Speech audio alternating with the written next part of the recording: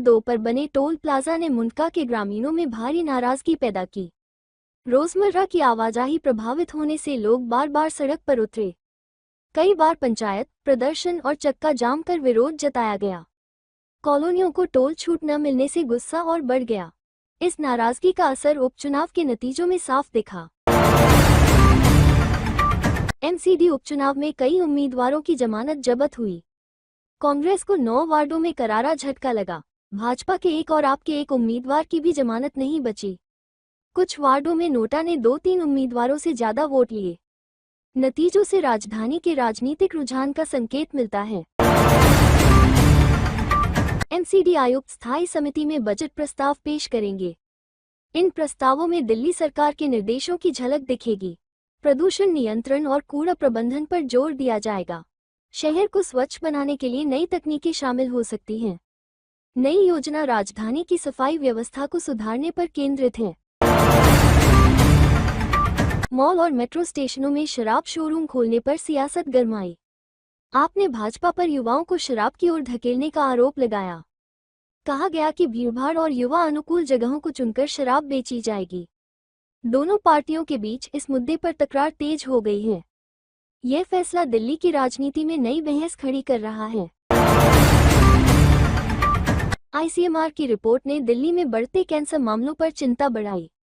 2024 में 28,387 नए केस दर्ज हुए, जो पहले से ज्यादा हैं।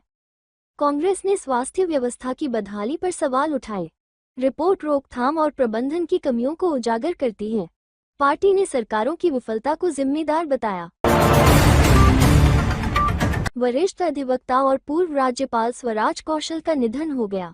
सीने में दर्द की शिकायत के बाद उन्हें एम्स ले जाया गया। डॉक्टरों ने उन्हें मृत घोषित किया। परिवार शोक में डूबा है। पार्थिव शरीर बंसुरी स्वराज के आवास लाया गया। लोधी रोड शमशान घाट पर अंतिम संस्कार किया गया।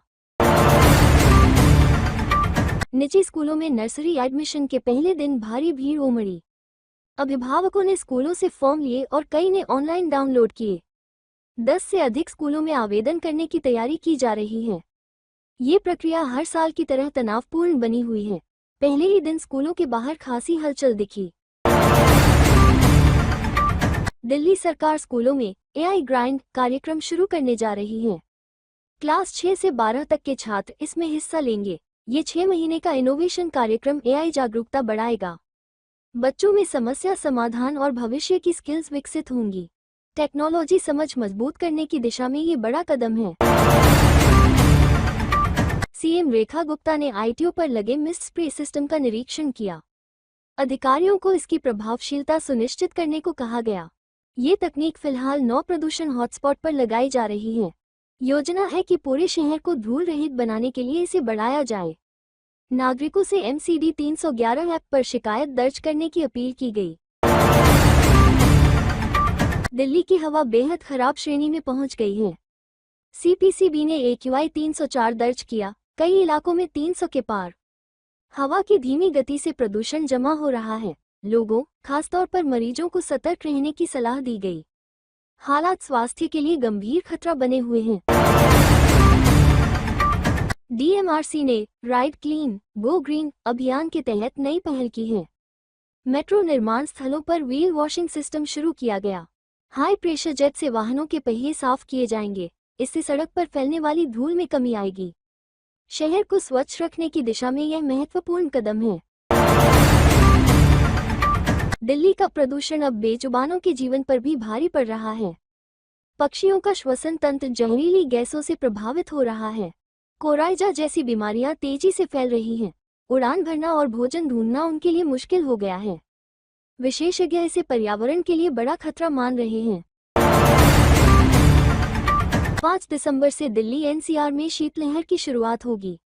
सुबह हल्का कोहरा और दिन में साफ मौसम रहने की संभावना है। अधिकतम तापमान 22 से 24 और न्यूनतम 6 से 10 डिग्री रहेगा। ठंडी हवाएं तापमान को और नीचे ले जा सकती हैं। लोगों को सुबह शाम ज्यादा ठंड का सामना करना पड़ेगा। भारत मंडपम में 1 से 5 मई 2026 तक भारतीय स्वदेशी मेला लगेगा। ये देश का सबसे बड़ा स्वदेशी व्यापार और नवाचार मेला होगा। वोकल फॉर लोकल और लोकल टू ग्लोबल को बढ़ावा मिलेगा। देशभर के उत्पाद और उद्यमिता की शक्ति को मंच मिलेगा।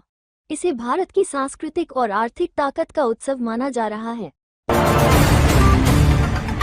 प्रेमनगर में लूटपाट का विरोध करने पर युवक की हत्या कर दी गई।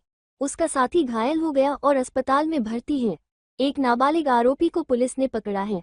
बाकियों की तलाश जारी है। घटना से इलाके में दहशत का माहौल है। मधु विहार में आपसी विवाद के दौरान चाकू से जानलेवा हमला हुआ। घायल व्यक्ति अस्पताल में भर्ती है। पुलिस ने 2 नाबालिग आरोपियों को पकड़ लिया है। अन्य साथियों की तलाश है। इलाके में तनाव का माहौल बना हुआ है।